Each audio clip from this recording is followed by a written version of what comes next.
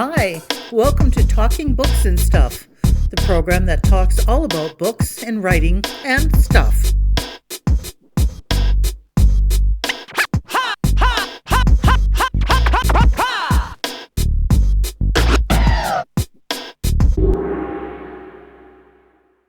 Here's your host, Dennis Rimmer.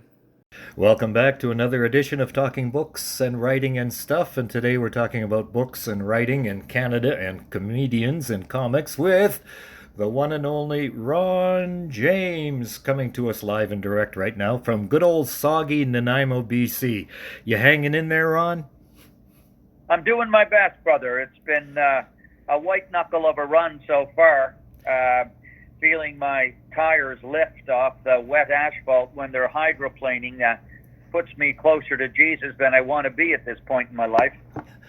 And it's been very rewarding, though, I must say, because the rooms are filled with people sitting shoulder to shoulder, double-vaxxed and masked, looking to process this COVID trauma we've been through over the last 2 years in the language of laughs. And, I did 2.5 hours on stage without a break in Victoria. All the shows have been coming in at 2 hours, and people just want to laugh. It sounds like such a release from the incarceration we've suffered, and it feels very, very good. And we're very, very glad to have you in Canada. And also right in front of me is your new book, Ron James, All Over the Map. So yes, you are all over the map. And apparently when you go on tour, you rent a car and drive basically from place to place?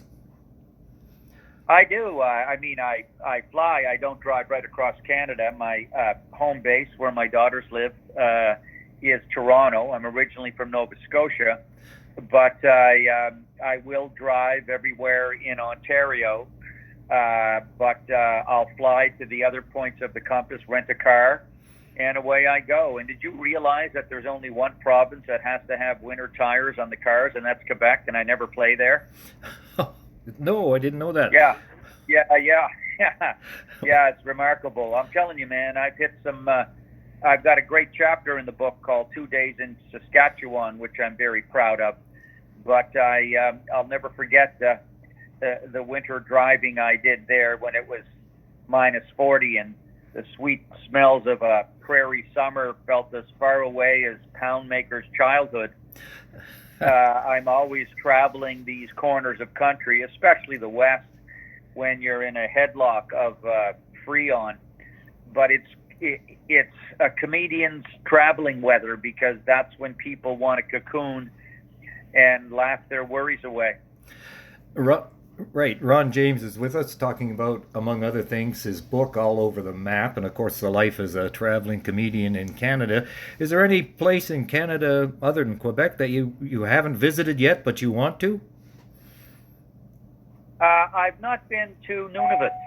I have been to Nunavut. I'm sorry, I touched down there after a gig at Alert, one of my first ever gigs 25 years ago.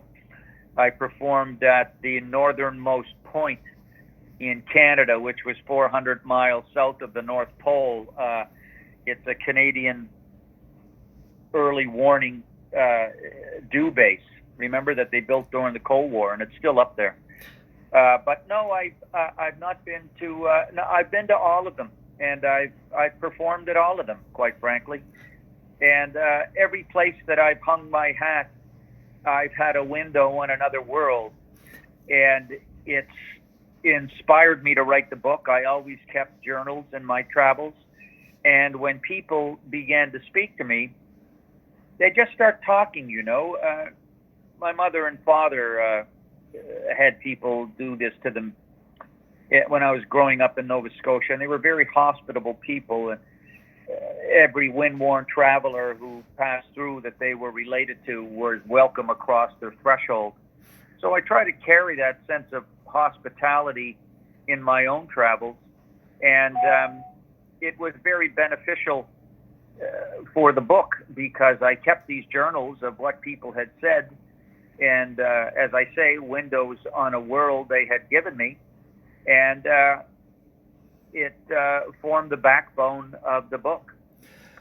And it's why I say that it's as much their book as it is mine.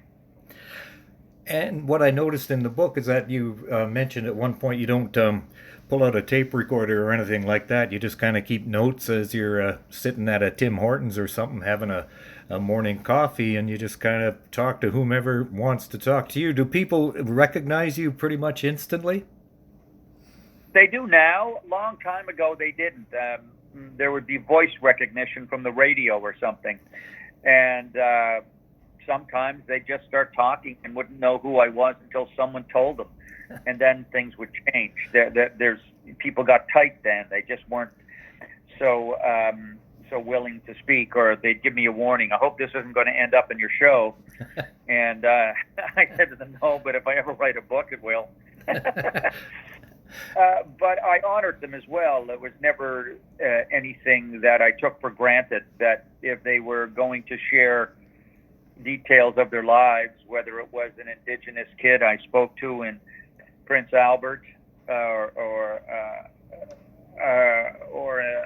a hunter in the Northwest Territories who I was traveling with while an elder dropped a caribou for a dene dinner, or an aging waitress at the Delta Hotel in Calgary, or a Newfoundland grandmother flying back from Mississauga to her home in Deer Lake.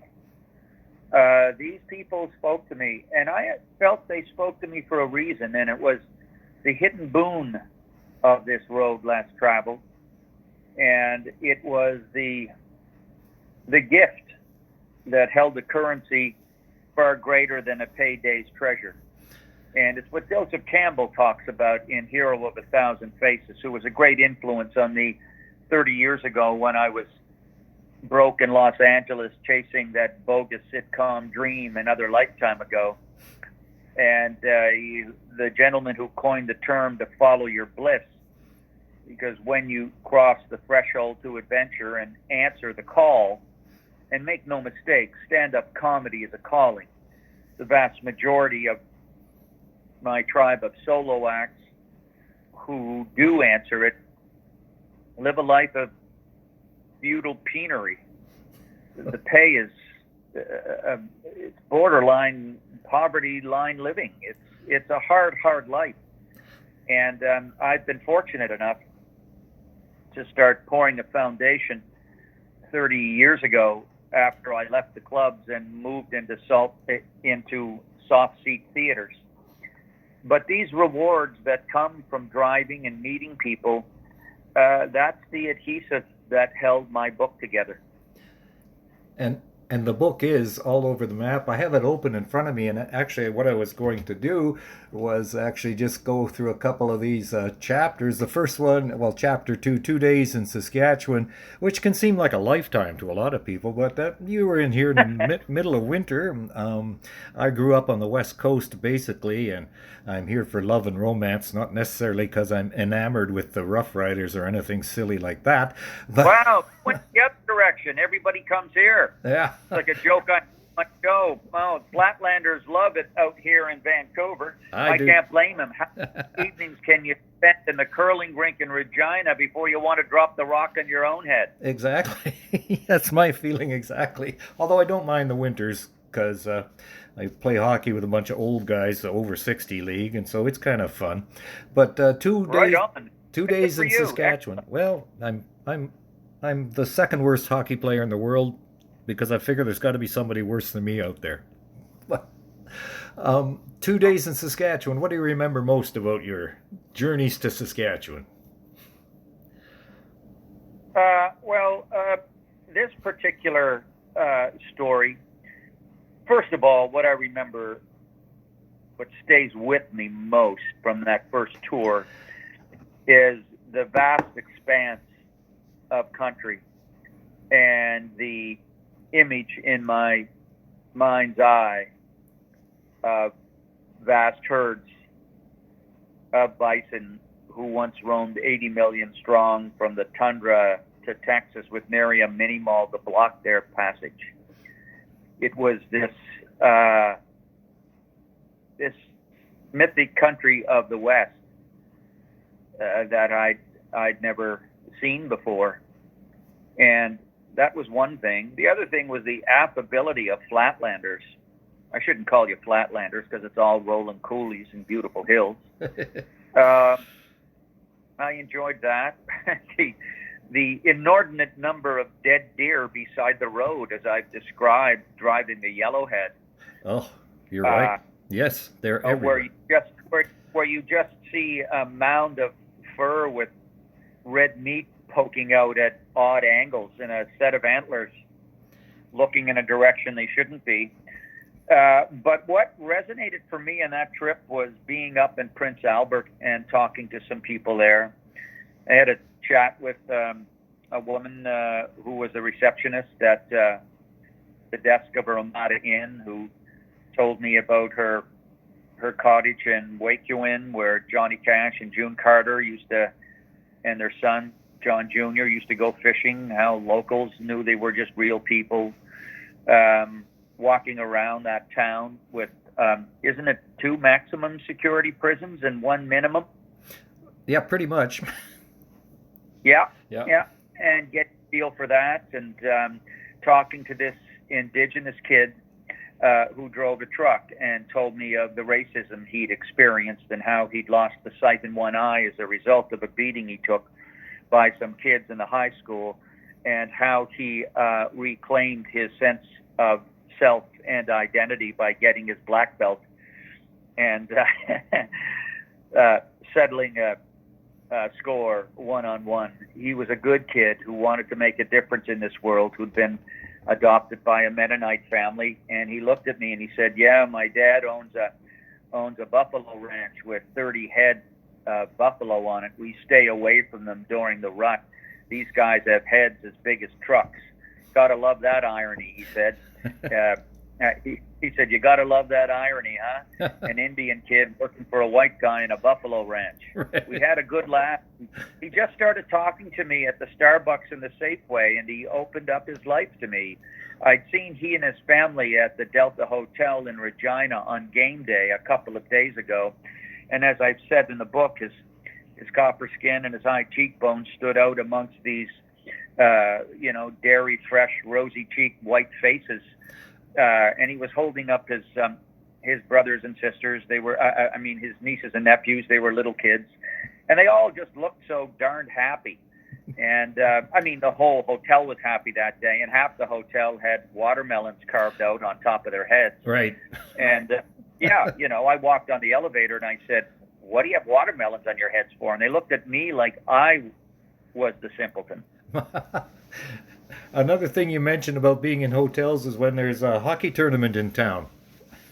Oh my gosh, it's unbelievable. It's the Mongol hordes weren't as hard on Constantinople as hockey tourney weekends are. Running up and down the elevators, soaking wringing wet from the pool, barefoot, trashing the pop and candy machines, and that's the parents. That's the parents, right? I turned a corner once at a hotel in Pembroke during a hockey weekend and got corked in the nads with a one of those hard orange balls. Oh. And it was shot by a mother playing nets in the hallway with the kids. Oh. I said in the book, that's a painting that Krieghoff would have rendered. Exactly. I can't stop laughing. It's terrible. Ron James is with us. The book is all over the map, corked in the nads. Did show business find you, or did you find it, Ron? Oh, that's a good question. I think I always had... I think I was always made for it, really, quite frankly. I was always cutting up in the kitchen and classroom. I remember in grade 4, this teacher gave us little pumpkins with a future written on it, And I picked mine. It said, "An actor of great fame you'll be and make many a great movie." Well, it didn't all come true, because all you have to do is see me in Ernest Rhymes Again to know I'm not much of an actor. But I did follow this path, and it was a calling. Yeah, I would say that stand-up was absolutely a calling. But I did get the bug at university to act. I did a few plays, and that inspired me to do it professionally. And I got into Second City in Toronto, and they were the proving ground for anybody who's anybody in North American comedy for the last 50 years. So I had good training, and I stayed with it, and did lots of commercials and guest spots and occasional films and things like that. But really, it's stand-up that that made me entirely comfortable in my own skin. And when I finally began to figure this constantly shifting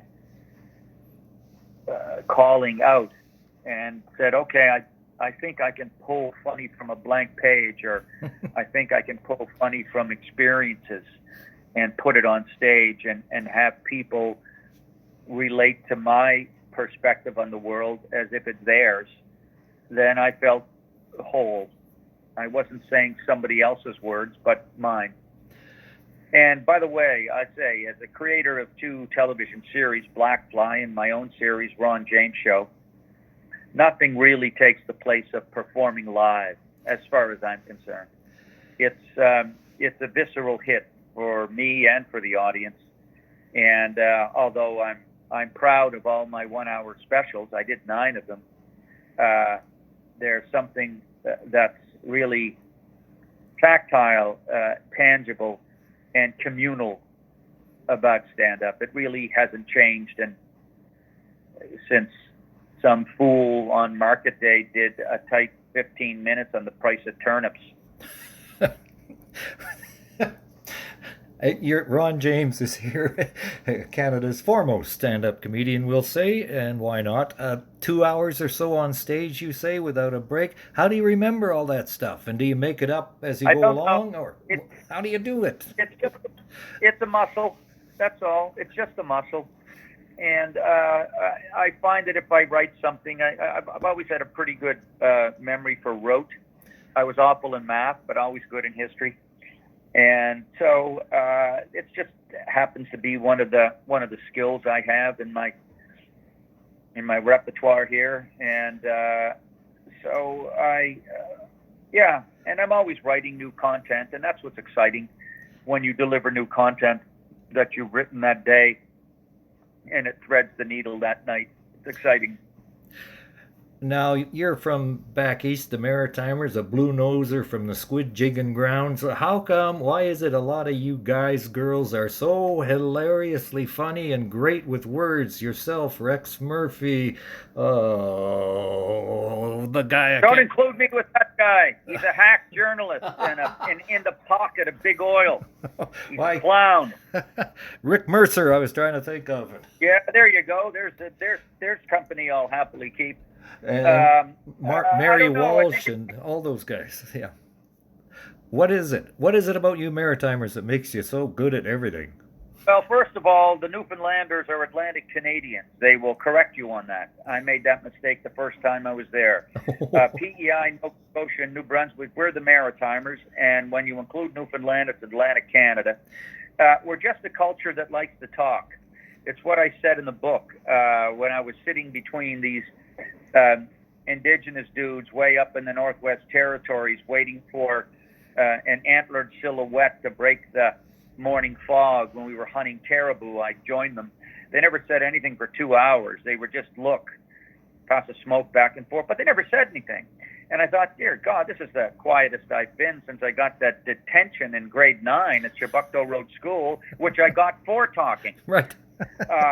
But people of Celtic heritage are, we come from an oral culture. It's a storytelling culture, and it's not what you'd call a monosyllabic culture.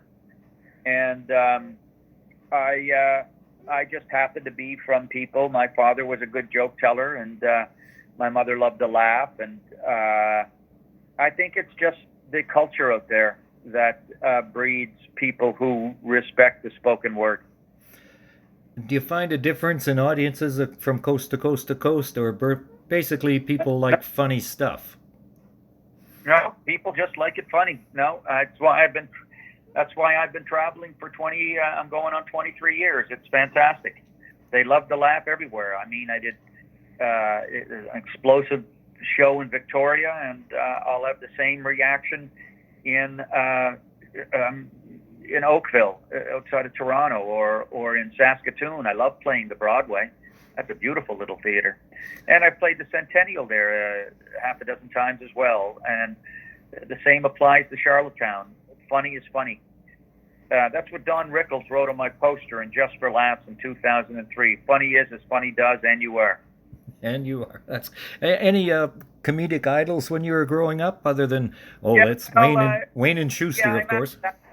No, not Wayne and Schuster. Nope. No, not Wayne and Schuster. Nope. George Carlin, George Carlin in the early days, 7 Words You Can't Say on TV, and of course Richard Pryor.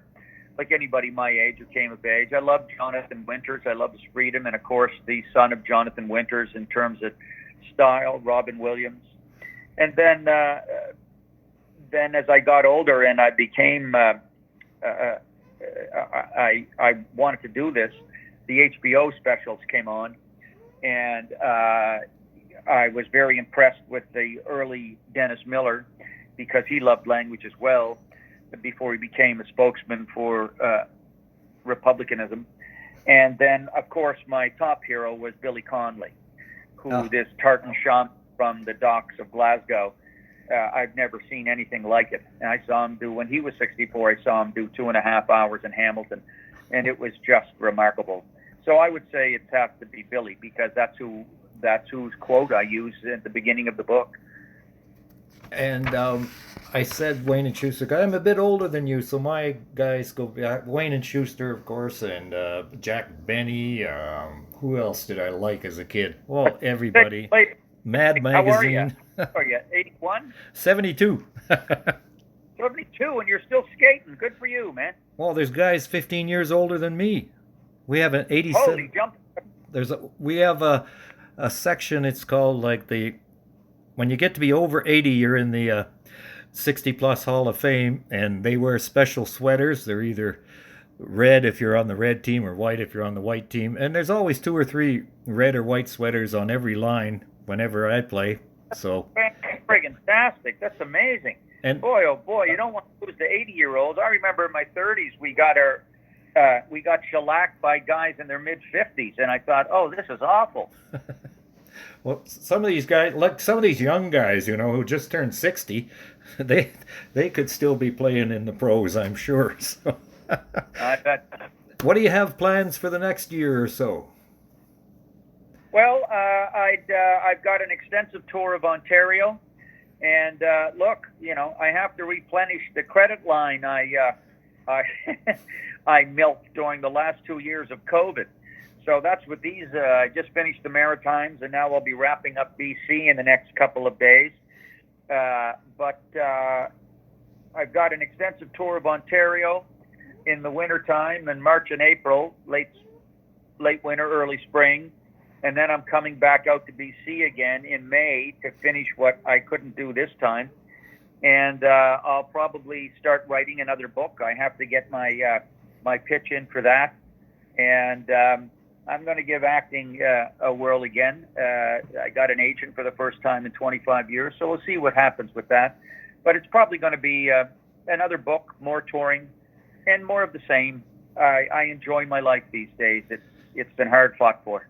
And we enjoyed having you. It's Ron James. If you're looking for a book that's funny and about funny, and also about Canada in all different ways, shapes, and forms, look for Ron James all over the map. Ron, continued good luck to you and yours, and thanks for being with us today. Thank you so much, buddy, and keep your stick on the ice, Dennis. Thank you for visiting with us today. This is Talking Books and Stuff with Dennis Rimmer. Contact him at dennis@talkingbooks.tk. Thank you, and may all the good news be yours. Oh, and don't forget to check out his book, The Great Canadian Notebook, available across Canada and at amazon.ca.